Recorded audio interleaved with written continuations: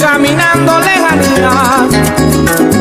Urgencia de ti tenía llanura, mi tierra madre, mensajera de palmares. Me avisó el viento pampero.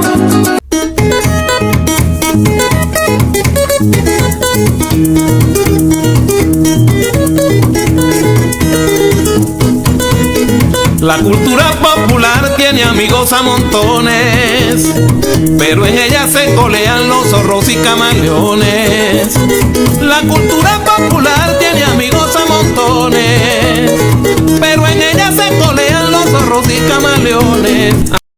Y con sentimiento a las mujeres, se le da, se le da, se le da, se le da, se le da, se le da, se le da sabroso, se le da con ganas, se le da en la noche y por la mañana. A las mujeres, se le da, se le da, se le da, se le da, se le da, se le da, se le da en el río, se le da en la playa, se le da en el piso, se le da en la carama. A las mujeres, se le da, se le da, se le da, se le da, se le da, se le da.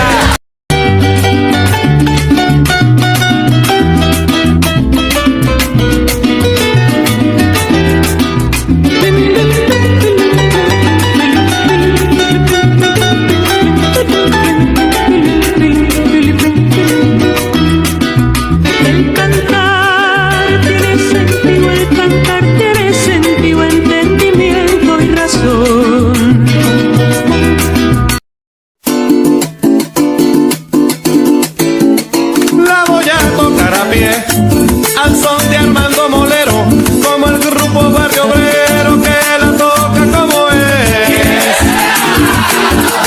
La voy a tocar a pie, como Rafael Rincón firmó segundo y Mahón y de Yanire Manuel. Es que mi gaita suena bien, suena tan buena. De los negros de Caracas yo soy el negro más guapetón.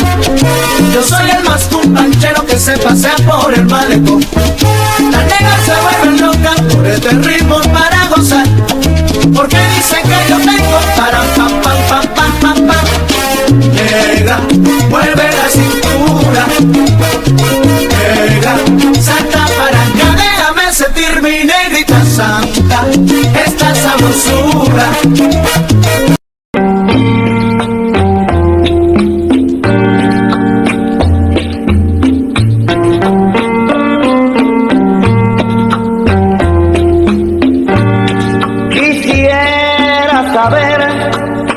¿Cuál fue la causa de nuestro olvido? Dímelo tú, ¿por qué te